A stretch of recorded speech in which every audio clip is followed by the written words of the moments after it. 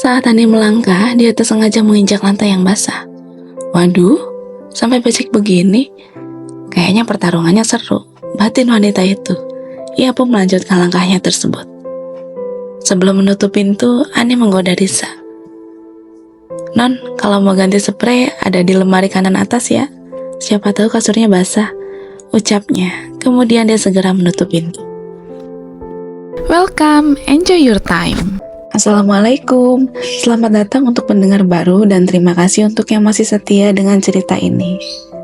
Semoga kalian sehat selalu dan dilancarkan rezekinya. Selamat mendengarkan. Bab 23. Malu karena ketahuan habis malam pertama.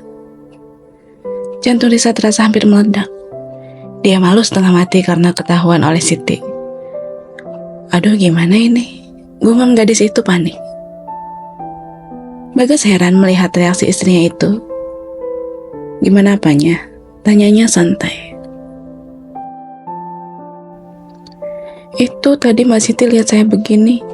Nanti dia mikir aneh-aneh. Ucap Risa memelas. Bagas tersenyum. Aneh-aneh apanya? Kamu kan istri saya. Gak ada yang aneh kalau kamu sekarang di sini dengan kondisi seperti ini. Jawabnya. Risa salah tingkah. Memang benar apa yang Bagas katakan. Namun tetap saja dirinya malu pada Siti. Apalagi reaksi pengasuh tadi tidak biasa. Ia yakin pasti dia memikirkan sesuatu tentang mereka.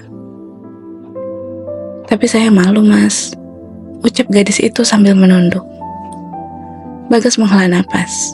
Dia berusaha memaklumi apa yang tengah dirasakan oleh istrinya itu. Ya udah, gak usah dipikirin.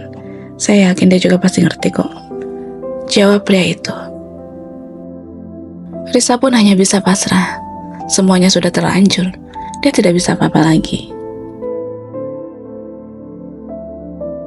Alhamdulillah, ucap Bagas setelah selesai makan. Mau nambah enggak? Tanyanya. Enggak Mas, sudah kenyang, sahut gadis itu. Yaudah, saya mau taruh piringnya dulu sekalian ambil pakaian buat kamu, ucap pria itu sambil beranjak. Tapi emangnya Mas tahu di mana pakaiannya? Tanya Risa ragu. Lemari kamu kan gak besar, gak mungkin susah buat nyarinya kan? Bagas balik bertanya. Oh iya, jawab Risa diri. Bagas pun meninggalkan kamar itu sambil membawa nampannya. Sementara itu Siti dan Ani sedang bergosip di dapur. Ada apa sih Mbak? Tanya Ani penasaran. Dia melihat ekspresi temannya itu sangat aneh. Aduh, aku salah banget, Bi. Sampai bingung ini mau ngomong apa, aku kaget, ucap Siti sambil mengusap-usap dadanya. Kaget kenapa? Tanya Ani lagi. Nurisa baik-baik aja kan? Dia tahu Siti baru saja keluar dari kamar Bagas. Itu dia, Bi. Kayaknya Bapak sama Nurisa. Siti menggantung ucapannya. Dia malu untuk mengatakannya. Kenapa sih Mbak? Bikin penasaran aja deh. Ani protes karena Siti terlalu lama bicara. Itu loh Bi, kayaknya mereka habis malam pertama, bisik Siti malu-malu. Bola mata Ani hampir melompat. Meski sudah menduganya, tetapi dia tidak menyangka jika dugaannya itu benar.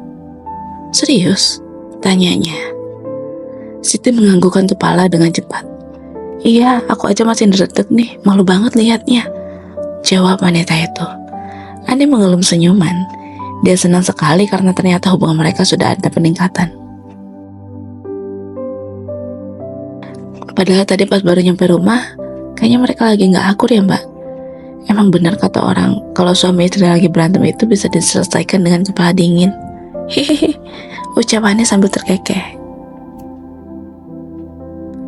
Maksudnya kepala dingin adalah keramas. Dia tidak sabar ingin melihat bagaimana reaksi Risa setelah hubungannya semakin dekat dengan Bagas. Saat pria itu keluar kamar, Prio langsung menghampiri papanya. Papa lagi apain sih? Kok tadi aku gak boleh masuk? Tanya bocah itu sambil membuntuti papanya. Tadi papa lagi makan sayang, bundanya lagi capek butuh istirahat. Jadi Pio tunggu di luar dulu ya, ucap pria itu. Ia menaruh piring di sink. Kok tumben bunda bobonya di kamar papa? Tanya bocah itu lagi. Bagas tersenyum. Selalu ada banyak pertanyaan dari putri kecilnya itu. Mulai sekarang Bunda tidurnya di kamar papa, sahut pria itu. Kenapa begitu? Aku boleh bobo di kamar papa juga enggak? Vio bobonya di kamar sendiri aja ya, kan udah besar. Jawab Bagas sambil berjongkok di depan putrinya. Dia mengusap kepala gadis kecil itu. Culang, Bunda aja boleh, aku nggak boleh. Gadis kecil itu merajuk pada papanya. Vio ingat nggak dulu mama bobonya di kamar papa? Tanya Bagas. Vio menjawabnya dengan anggukan, kemudian mendengarkan kembali ucapan papanya itu. Nah, sekarang Bunda yang gantiin mama. Oh iya, ini udah malam. Kamu kok belum bobo? Bagas langsung mengalihkan pembicaraan, supaya putri kecilnya itu tidak semakin banyak bertanya. Aku dari tadi tunggu papa sama Bunda, kan hal ini kita belum main. Jawab bocah itu memelas.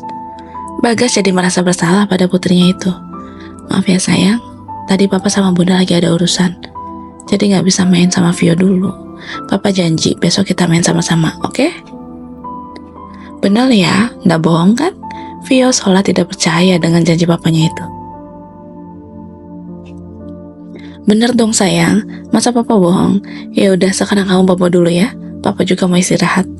Bagas mengusap kepala anaknya itu. Kemudian dia berdiri lagi. Oke pa, good night. Vio diantar oleh Siti menuju kamarnya.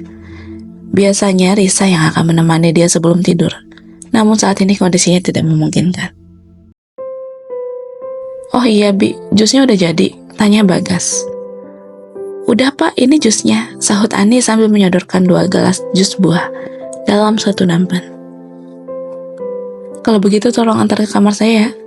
Saya mau ambil pakaian dulu, ucap Bagas, kemudian dia berlalu ke kamar Risa. Ani pun tersenyum. Siap pak, jawabnya pelan. Ia segera menuju ke kamar Bagas, penasaran dengan apa yang Siti lihat tadi. Sebelum masuk, Ani mengetuk pintu terlebih dahulu. Akan tetapi pintu yang tak tertutup rapat itu langsung terbuka saat ia mengetuknya. Risa terkejut saat melihat Ani di ambang pintu.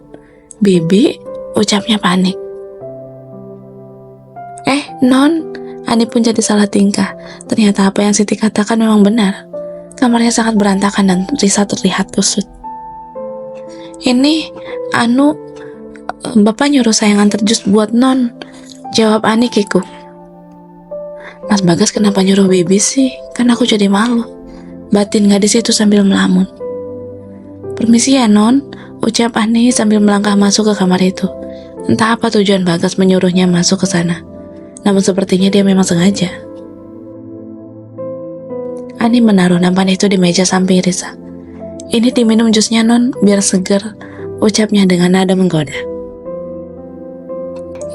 Iya, makasih Bi, sahut Risa kikuk. Dia malu bukan kepalang. Ia semakin menarik rapat selimutnya hingga ke leher. Namun sayangnya Bagas belum memunguti pakaian miliknya. Ia berharap Ani tidak melihat benda itu, meski rasanya tidak mungkin. Ya udah kalau begitu Bibi permisi dulu. Selamat istirahat ya Non, ucap Ani sambil tersenyum. Kemudian dia meninggalkan kamar itu. Makasih Bi, jawab Risa lirih. Hari ini aku dibikin malu berkali-kali, batinnya. Saat Ani melangkah, dia tak sengaja menginjak lantai yang basah. Waduh, sampai becek begini. Kayaknya pertarungannya seru, batin wanita itu. Ia pun melanjutkan langkahnya tersebut. Sebelum menutup pintu, Ani menggoda Risa.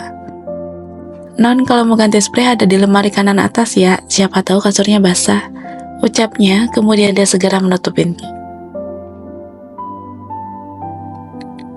Risa ternganga. Dia tak menyangka Ani akan menggodanya seperti itu. Emangnya dia tahu? Aku malu banget, batinnya.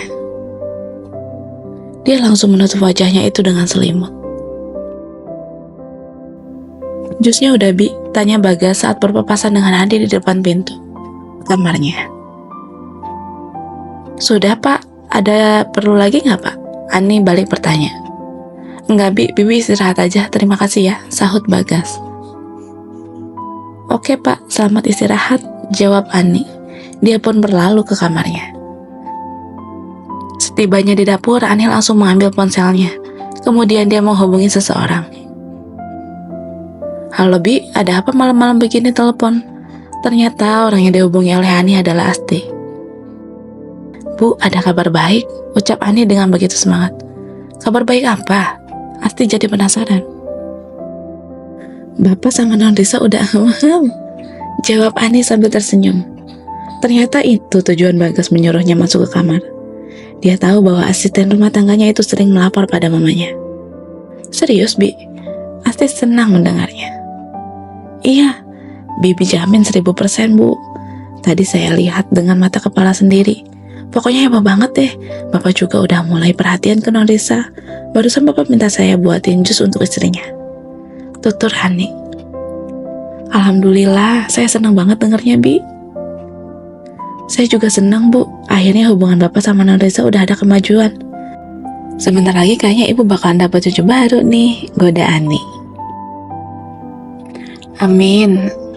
Mudah-mudahan ya, Bi. Semoga Rina juga bahagia di sana. Asti tidak pernah melupakan menantunya yang sudah meninggal itu. Amin. Saya yakin Ibu Rina pasti bahagia, Bu. Kan dia yang minta Bapak nikahin Non Risa. Justru saya khawatir kalau Bapak dingin ke istrinya terus. Bisa-bisa mendiang Bu Rina sedih, tutur Ani. Sementara itu, Risa memberanikan diri untuk protes pada Bagas. Mas, tadi kenapa nyuruh Bibi masuk ke sini? Tanyanya dengan nada lembut. Biar jusnya dianterin ke kamu, kalau kelamaan nanti gak enak. Sahut pria itu santai. Tapi kan saya malu, Mas. Ini kamarnya juga masih berantakan, keluh Risa. Gak apa-apa, Biani udah bukan kayak orang lain lagi kok. Dia itu udah saya anggap keluarga. Jawab Bagas sambil duduk di tepi ranjang samping istrinya. Ia pun menyerahkan pakaian istrinya tersebut. Mata Risa terbelalak. Dia malu saat melihat Bagas memegang pakaian dalam miliknya. Dia segera merebut benda itu. Terima kasih, Mas, ucapnya sambil menyembunyikan benda tersebut. Bagas tersenyum. Kamu kenapa? Malu? Jangankan luarnya, isinya aja saya udah lihat. Ngapain malu? Tanya pria itu tanpa dosa.